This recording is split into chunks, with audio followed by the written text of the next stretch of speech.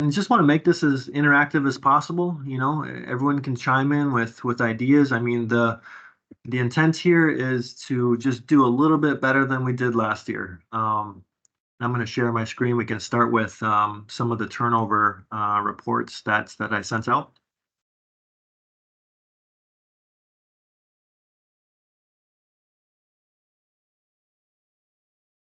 Can everyone see my screen? Is it too small, or can everyone see it okay? I can see it. It's fine. I can see it fine. All right, so this report, everybody's seen it, and this is really helpful because we can see where our turnover has been over the last several years. And there's a lot of reasons for why these particular things are the way they are. Maybe it's you didn't have a maintenance tech for a while. Maybe it's a lot of people found homes that year. Maybe it's just the nature of that particular market where there's a lot of saturation. It's just harder to retain people. Maybe it's just coincidence Can I say that. something Yeah, real quick, Louis? Can I just interrupt you rudely, absolutely. really quick? One of the,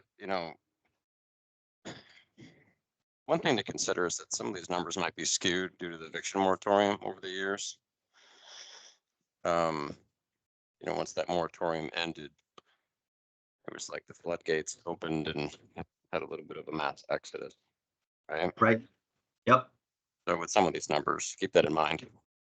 Yeah, that's a great point. I mean, these numbers factor in everything. Any person that left an apartment for any reason, a normal notice to vacate, an eviction, a skip, mutual termination, who knows? So, to Dallas's point, there's a lot of reasons why these numbers may be the way they are. But, if you look at these overall, I mean, Dallas, your portfolio, and kudos to everyone on this call. The turnaround from 2021 and 2022 to last year, most of these properties have improved. There's a lot of green here, which shows that the trend is good. So in general, when we're looking at these percentages, the industry average for turnover is about 40%. And that falls in line with HPG's averages as well. So when you think about it, it's a little less than half of your resident base will probably leave every year. It's just the nature of the beast, right? So a lot of these percentages are significantly lower than that. Xerxes is pretty consistent. Van Dyke headed in the right direction. Twin Lakes, Terrace, Spring Lake, Ryan's, all these are in the mid 20s, which is absolutely fantastic. Let's see, River Ridge went from 28 to 13%, amazing. Richfield heading in the right direction, amazing percentages there. There's only a couple here, that are a little bit of concern. Granite Flats went up to 56%. So, curious what some of the reasons may have been for that. I don't know if we know. We got it. Yeah, we definitely know. Yeah. It's like eviction moratorium hangover. Okay. With like residents that we're just, like half the building turned over after the moratorium. And then it's kind of, I don't know, it's been skewing numbers at that property, but that's the main reason. But I think it's going to get under control now for this. Yeah.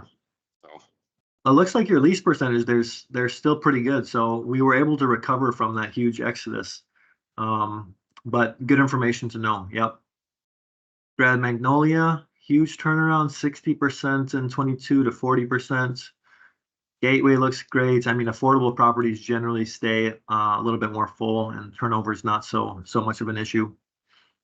Eldridge looking good. Eastgate did a lot better. Beard Avenue seems to be consistent for whatever reason. Maybe this market is just a high turnover market, or this building for whatever reason, but seems to be right in that 50% range over the last 3 years. 30-day eviction notices hurt our turnover because you can't train residents to pay on time. Okay. It's like it's so difficult to, and then we lose them to evictions, Louis, like multiple. So that's, and then yeah, like unless you have like a Class B, Class A property, yeah, it's like you're not attracting, it's really difficult to find quality, applicants. Yeah, understood. That's a Beard story. Okay. 956 Place, amazing. Went from 44 to 17. It's fantastic. Summit, also same story. So, I mean, overall, things are looking great. And you all know the impact of this. When you reduce your turnover like that from 44 to 20%, I mean, you think about the amount of time that it saves you guys, and the amount of money. We've heard statistics that, and you can see in your financials, sometimes a turnover can be $3,000-4,000 when you talk about, the maintenance expense. If it's a unit that was in really tough shape, to turn that. When you think about the remarketing costs and all the extra dollars we got to spend to find new prospects. When you think about the potential vacancy loss for a unit sitting there for 2 weeks or a month or maybe 2 months, all that stuff adds up. So if we can reduce our turnover by a couple of units every year, I mean, it saves everybody so much time and money. It's amazing. So I guess you guys did amazing in 2023, but just thinking about 2024 and what our goals might be. So just a little homework assignment for everyone. If you can think about each one of your properties, and if you look at last year's percentage and kind of the trend overall and the average overall, where does it make sense for 2024 to put as a goal? Can we reduce it by one more turnover for that year? Maybe for some of them that are a little bit higher percentage, can we reduce it by 5%? Just think about your property, what 2024 looks like for you. Are there different things happening in the building? Is there different things happening in the market? And what makes sense as far as a goal for 2024? Is it a percentage? Is it a number of units? So maybe by next week sometime, get back to me with what a reasonable goal is for each one of your properties. Does that sound okay? I like that, Louis. Yeah, like Anybody? you said, we had it. Yeah, go ahead. Yep. Go ahead, Alice. Sorry. Yeah, we had a good 2023, and can we try to improve upon it? Yeah, I mean, with trying to be realistic as well, right? Some of these property, like 956 places, insane, like 70% turnover. Yep. I don't, we might want to. Yeah, and from the flip side, maybe you can think about this as, maybe what's the reason our turnover is so low? Maybe we can afford to bump our rents up a little bit more. And we did I think, actually, yeah, that's yeah, we definitely like our, for units that are coming on the market, we increased it pretty significantly. Yeah. The 956 place, and then we're actually going to do some interior CapEx stuff, replace flooring, and paint the walls, that sort of thing this year. Okay. So nice. Yeah. Nice. Before I move on to the retention document that we developed, does anybody have any questions or comments about their particular property or any of these percentages?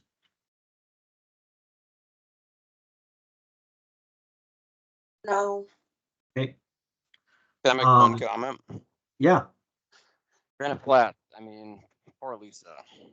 I mean, what a battle it has been with Granite Flats. You see that number just jump out at you, and I mean, like there was one tenant that put in a notice, right, Lisa, and we did everything we could to save them, and we were able to, right, like, but I mean, we pulled that all to stop, so we even did a lease renewal concession, which we don't typically do. It's like we're really thinking outside the box, Louis, and some of these struggling sites, how do we retain these people? So Yep. I think Granite Flats will do better this year. So what do you think, Lisa?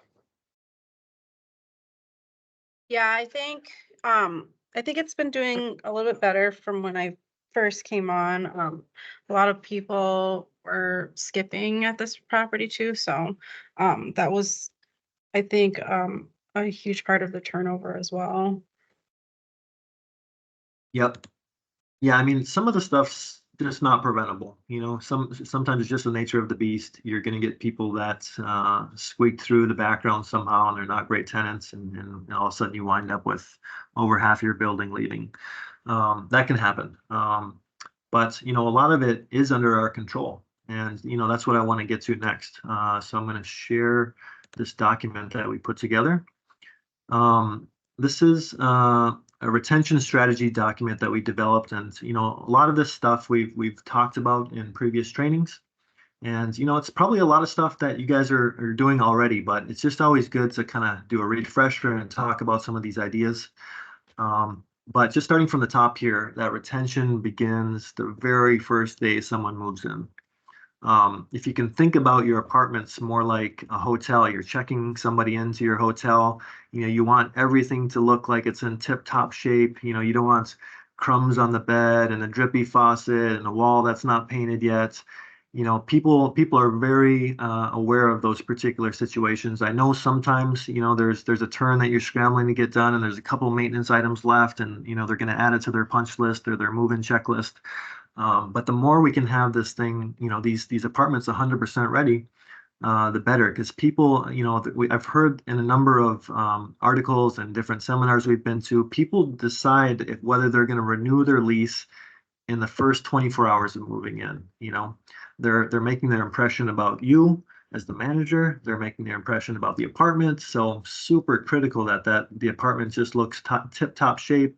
You know, they've developed a relationship with you, the move-in's gone smoothly. Those things are all just critical with those first impressions.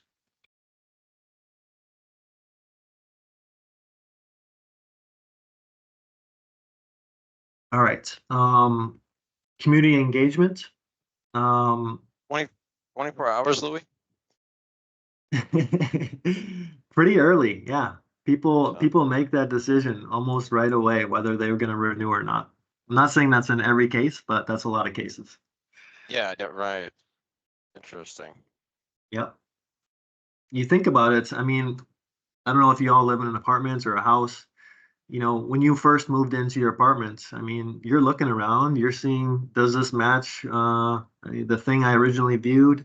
Does it feel like what I rented? Is it worth what I'm paying? You know, is everything fixed? You know, do I feel comfortable here? You know, just picture yourself in a resident's shoes. You're kind of making all those decisions and judgments pretty quickly. All right, engagement. Question for you guys. When you think about each one of your buildings, you know, you look at these great renewal percentages that you guys have. What do you think the number one reason is that somebody's staying in your community? Feel free, anybody can chime in.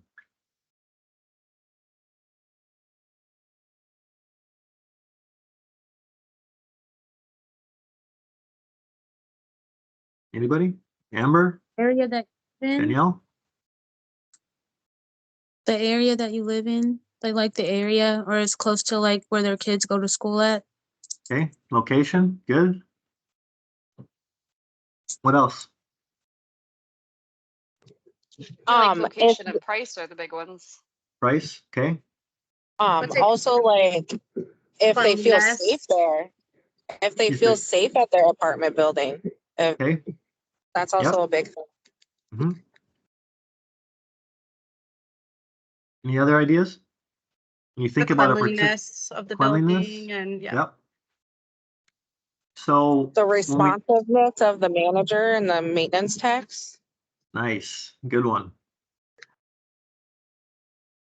When we think about marketing, product, place, promotion, people, and you think about your building, a lot of these things people can find anywhere. If someone wants a lower price, they're going to go up the road, they're going to search apartments.com, they can find that. If somebody wants a pool, they can find it. If somebody wants to be closer to their school, they can find another apartment. None of these things really keep a resident at our community when they can find these things elsewhere. I think the number one thing that's the most important part of retention is you guys, the people part of the marketing. You know, you guys are the number one asset at these buildings. It's you guys, your maintenance techs, Dallas, you know, the whole team that's involved. You know, you guys are developing the relationships with these residents.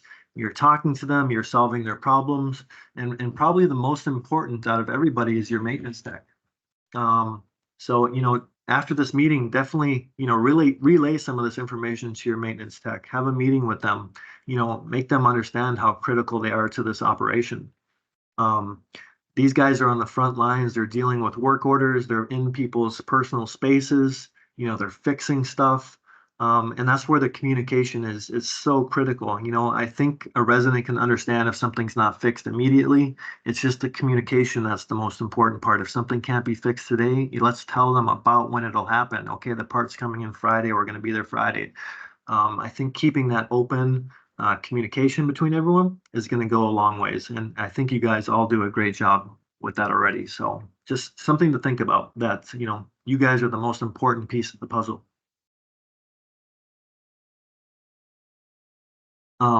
We're heading into renewal season, as everyone knows, leasing season.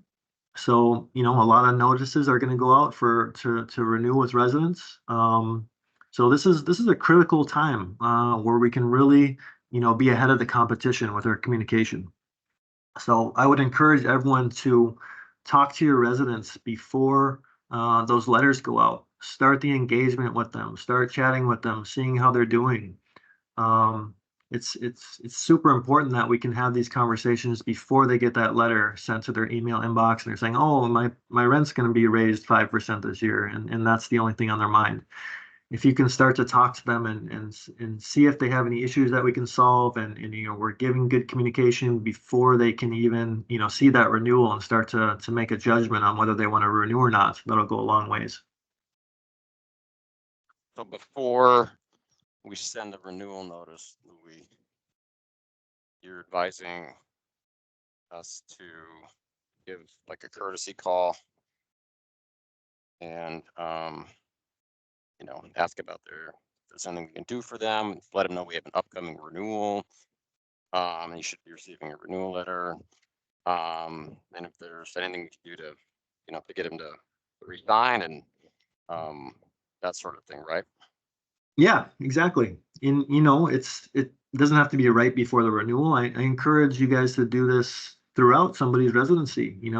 Passing people in the hallway, just smiling and being courteous. And here's an idea I'd like to implement this coming year.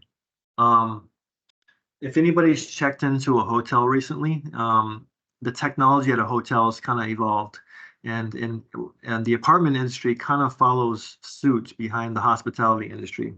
So if you've ever checked into a hotel, a lot of times in these nicer hotels, you're going to get a text message right away saying, hey, how's everything going? Is there anything we can do for you? It's kind of like a bot.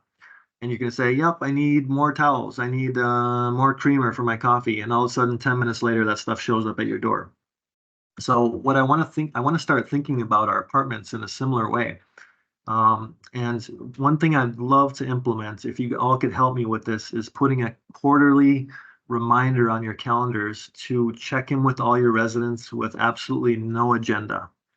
I think so often when we check in with people, it's like, hey, where's the rent? Hey, you got a late fee, this and that.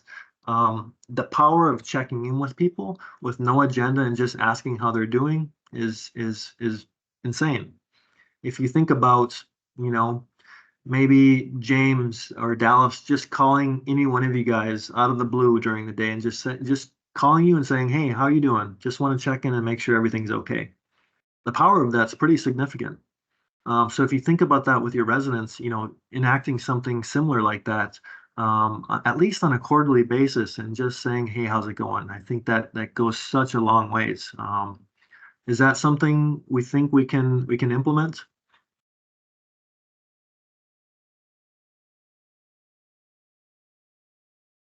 Yes, I think that's something we can do. I try to send emails through Knock to ask the new residents how they're doing. Yep. Perfect.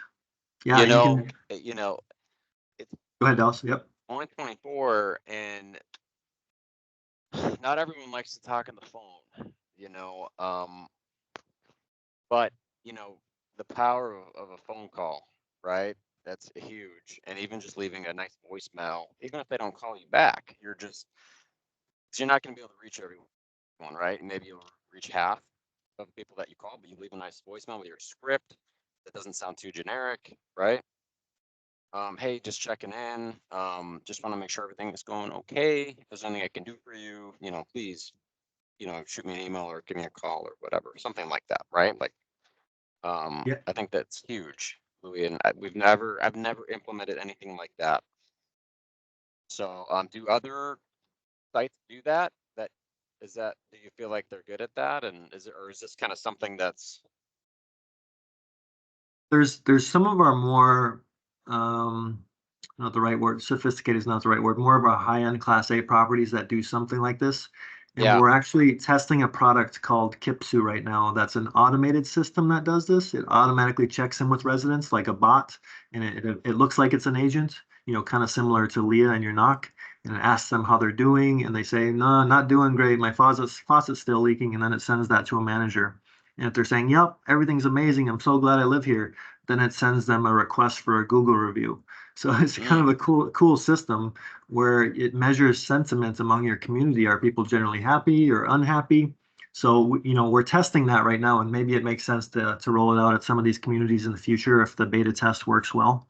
But in the meantime, we can do this manually. So yeah, to your point, Dallas, absolutely. Come up with a little script that you can use.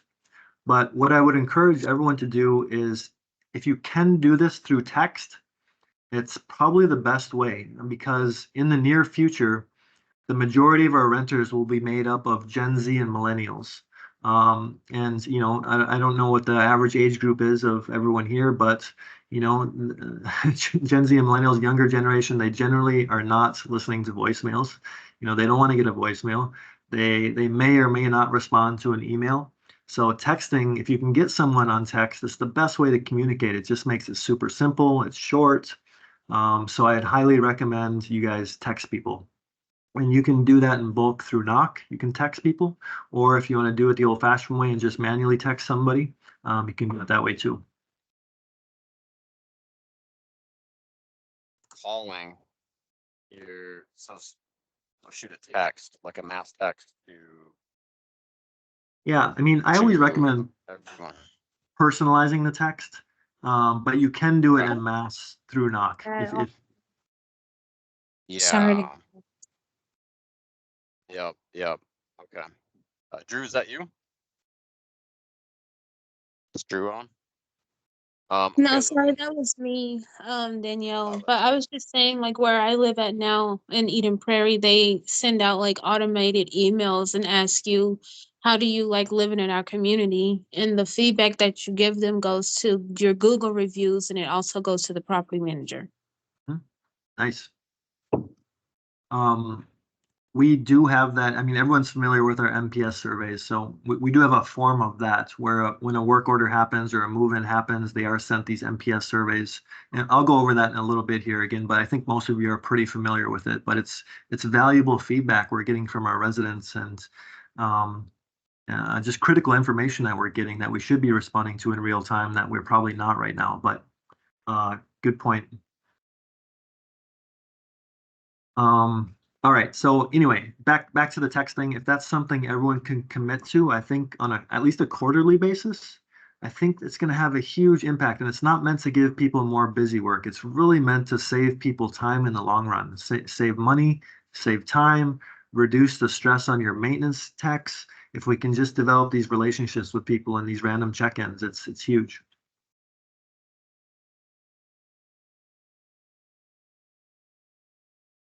Okay. Talks about I love that, Louis, communication. because it's like, think about the simplicity of it. I mean, you send a text out, and even if you save 1 or 2 units a year, that's still 1 or 2 units less that you have to take the time to turn rent. I mean, it's kind of a no-brainer to try to do like the quarterly check-ins, Louis. I mean, I think that's really great. Yeah. Yep. Exactly. Sorry, last couple things about community engagement. Is anybody doing monthly or quarterly resident events? Is that anybody's doing at their buildings? I do at my building in downtown Minneapolis, downtown St. Paul, I'm sorry. Which property is that? Sorry, I didn't know. Heritage House. Heritage, okay. Right now at Eastgate, we're doing a Valentine's on Us raffle. So I try to do the big holiday events, something casual. Nice. Yeah. That's awesome. And I know, you know, recently we had a like a it was like a pizza party at Northgate Crossing, like a party to celebrate the new sign and rebranding. Yep. But really we want to do quarterly community events at that. They got that nice house over there where people can stop by and you know, that office house. Right. Yep. So if you're not doing events, you know, let's think about trying to do some in 2024. You know, it doesn't have to be every single month, and a lot of your communities are smaller buildings, so maybe it doesn't make sense to do it all the time. But maybe on a quarterly basis, let's put together some kind of themed event. Maybe it's a Halloween event, maybe it's a potluck. You know, these don't have to be expensive things. You don't have to spend a bunch of money. It's just a way to bring residents together, get creative with the theme. You can also use your vendors. I know a lot of people in the past have used Comcast to host an event. You know, they can do their little sales pitch, but at the same time, they pay for a bunch of treats. So lean on your vendors to put some of these things together or to give you some free stuff. One thing I'll mention, you know, if you're not sure, all right, what kind of resident event do I host? I'm just, you know, I can't come up with any ideas. One resource, and maybe a lot of you already use this, but a fantastic resource to use is ChatGPT. Anybody heard of that? Anybody using it? Yeah. Yeah, I used it yesterday. It's helpful. Yep. So it's like a search engine on steroids. You know, it's kind of an AI tool. You can just type in ChatGPT in Google and you'll find it. It's free. But basically, you can type in questions to this thing, and it's going to give you a ton of answers. So you can say, come up with a resident event for the next 12 months for my community. And it's going to come up with 12 residence events for you. And you can say, all right, make this more creative, or hone this to a specific demographic. I want this for a younger generation. And you can keep honing in your answers. It's going to keep popping up with really creative ideas for you. So you can use this in all aspects of your job, you know, whether it's, you know, formulating an email or, you know, coming up with events like this. You know, use that tool to make life more efficient instead of racking your brain where, you know, you're kind of stumped trying to come up with ideas. This thing is amazing what it can do. So I encourage everyone to use that tool.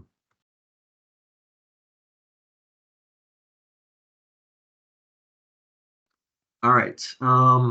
Regular communication, I think we talked about.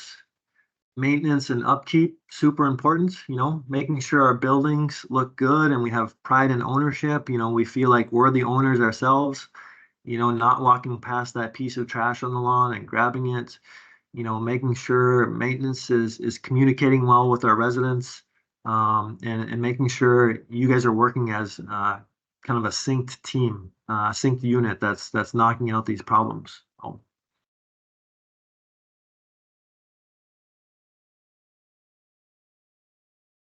All right. Just want to talk about amenities and upgrades. Another small little homework assignment to think about over the next week. Think about each one of your buildings. And when we think about amenities, you know, we think about gyms, we're thinking about community rooms. You know, amenities don't have to be massive, expensive things. You know, we can think about your building. Maybe there's a closet that's being underutilized. Maybe there's an area we could put in a bike repair station. Maybe you have a big yard and you could add a fenced area for a pet run.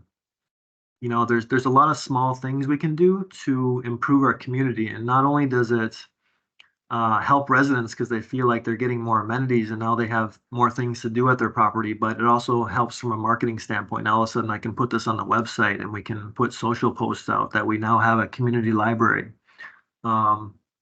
So small things. I mean, there's some communities that have done a pet treat bar. Sounds really cool, right? For their pet friendly communities when we have a lot of dogs. Oh, this place is a pet treat bar? What does that even mean? And it's a glorified, you know, way to have 3 jars on your office desk with 3 different treats in it. And people can come in with their pets and you can give them one.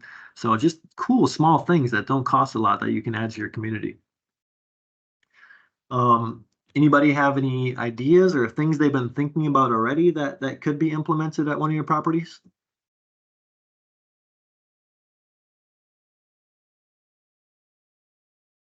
I used to do birthday cards. So once a month, somewhere in the middle of the month, I would just say happy birth month on a little card that I would buy in bulk. Nice. Yeah, that can go a long ways.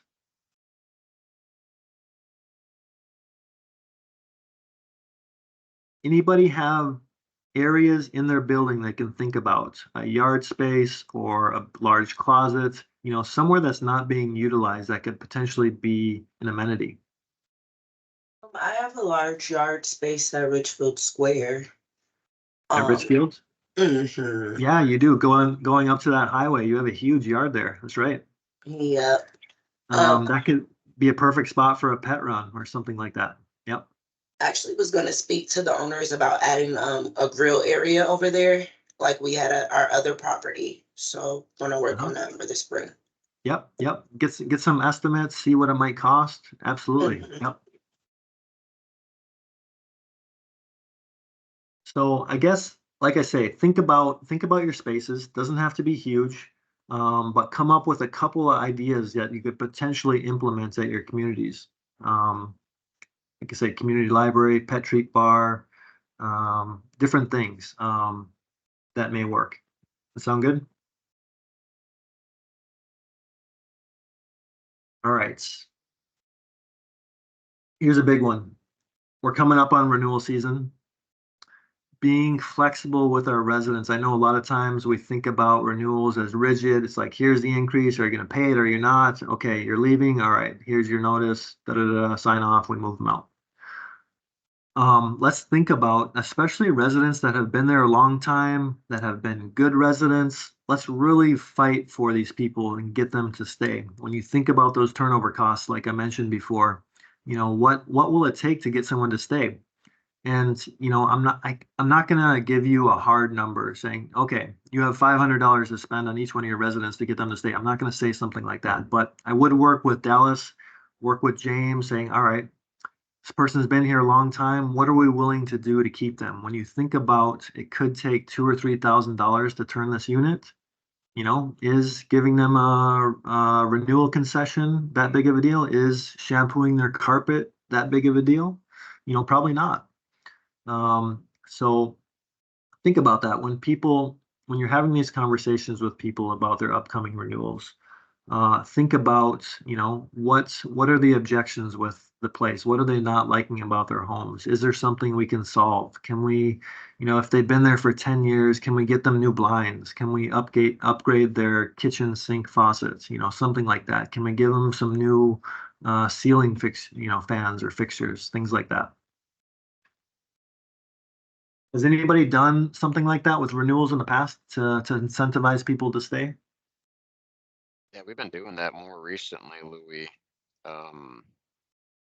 Like I mentioned earlier, we did a concession for a Granite Flats resident. We're just kind of starting that, Yep. implementing that strategy. So, but yeah, you guys don't I've been preaching for months now. Don't just accept the notice and, you know, file it away and okay, good luck with your new, we can't operate like that, you know. Continue to work with me. How can we save this person? I mean, that's, you know, if we can save them, that's, like I said, that's one less unit you got to turn, try to rent, market, all that stuff. So if we can save them, let's do it, and let's think outside the box. So Yeah, just think it's never too late to save someone. Obviously, we want to engage with people early, but we can always turn someone around. Maybe their last work order didn't get done in a timely manner and nobody communicated with them, so they're a little salty and they're making an emotional decision to prove a point, so they're going to send in their notice. So maybe you can talk them off the ledge and work with them and try to fix that particular issue. So, you know, just because someone puts in their notice doesn't mean it's the end. You know, there's always a chance to save someone.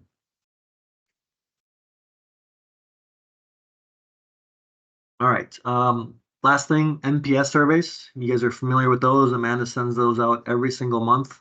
But, you know, those have critical information on them. You know, I think sometimes maybe we just go through the motions, kind of looking at these things, but your residents are giving you critical information about what's going on. And I think the problem with our system right now, we were totally ignoring these before, but the problem with it now is we're sending them out once a month. So comments you're reading on there may be from the first of the month. They may be 3-4 weeks old at that point. So you guys can always go onto Site Manager and view the comments in real time if you like.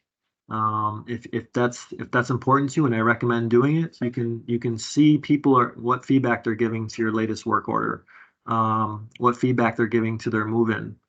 Amanda and I just talked to Yardi, and we're trying to find a way to get these comments sent to you guys directly. There's no system for that right now, but hopefully in the near future there will be. But right now we just have to kind of manually check them.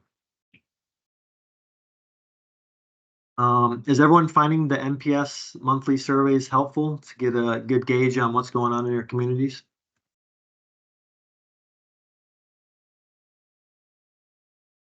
Yes. Okay. Because I like to know what the residents are thinking, and that's how I know if like the work orders have actually really been done to their standard. Yep. One thing I will mention, you guys see, whenever a review comes in, I usually copy you guys, and if it's a great review, whether it's good or bad, I copy you guys. Chatmeter is the system that we use that kind of scans the internet, the Facebook, the Googles, and pulls all these reviews in so we know what's going on out there. They're implementing a new feature through and basically it's kind of their own survey that they're going to integrate with Yardi and be able to send to residents.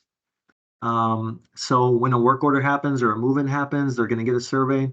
And Chatmeter is going to also be able to measure sentiment. So they'll be able to see, are people generally happy or not happy? And it actually will automatically send a review request to those people that had a good work order experience or left some good feedback on the survey.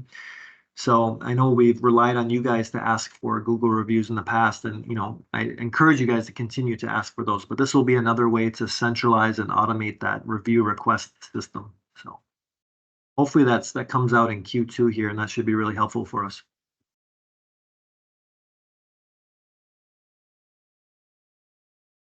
All right, so I mean that's most of our retention ideas that we came up with. Is there any comments on this stuff or any other ideas anybody wants to share?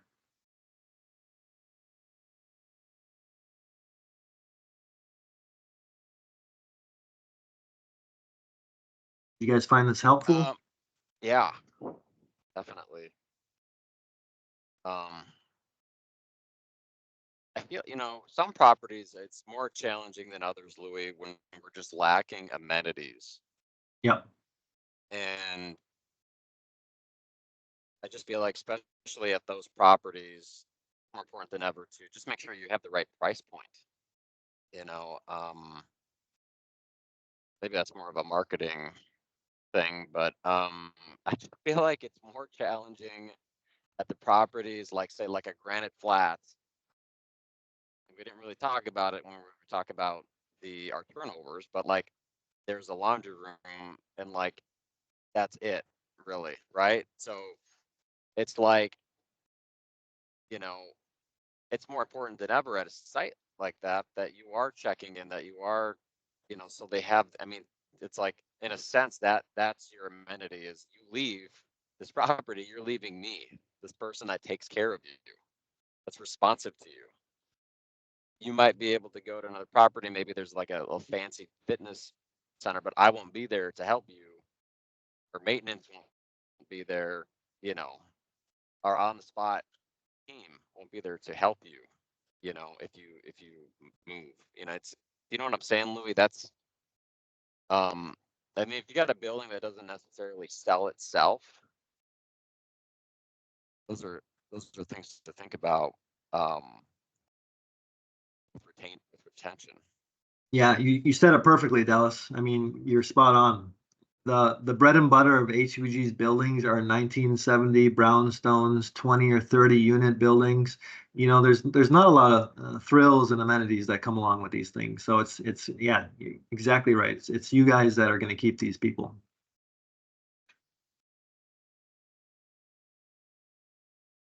All right, so just to recap, if everyone can help me with, you know, thinking about your properties and coming up with a couple ideas, maybe sometime next week, just get back to me with first retention goals for 2024. How can what do you think a reasonable amount is to improve from last year, whether it's a percentage or number of units? Just think about each one of your properties, the market conditions, what 2024 looks like, and come up with a number you can send back to me. Also think about one or two amenity ideas. You know, they don't have to be implemented. Let's just kick around some ideas and see if they can potentially work. Community events, if you can think about maybe quarterly events that you can use ChatGPT, start rolling out some events. Those are super critical because not everyone loves events. You know, I don't know that I'd go to my apartment's events, but some people like it. And the whole purpose is to develop relationships. Now all of a sudden you met the person in unit 200 and you become best friends. So now you have another reason to stay in the building. Or all of a sudden, you know, your two dogs met and these dogs love each other. So now that's another reason people want to stay in this community. It's those events that really bring people together. So think about maybe some quarterly events that we can run. And Amanda and I are always happy to help with ideas or themes or ways you can do these things cheaply. And then lastly, if everyone can please put a calendar reminder quarterly to check in with your residents, no agenda. I think that's going to be critical to our success, and you guys are going to continue to see amazing retention percentages. So I'll recap this all in the email, but if we could just think about some of those things, that would be awesome.